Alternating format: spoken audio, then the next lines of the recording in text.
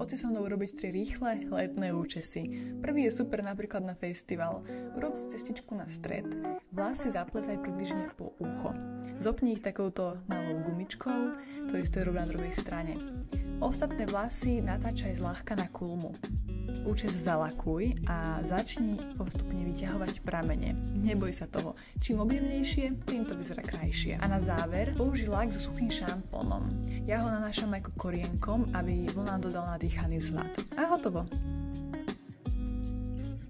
Druhý účes je super napríklad na večeru alebo párty. Budeš potrebovať krém alebo gel na vlasy.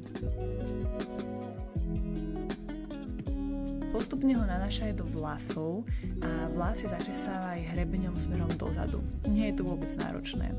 Tento účes máš hotový za chvíľku a výsledný efekt je vždy wow.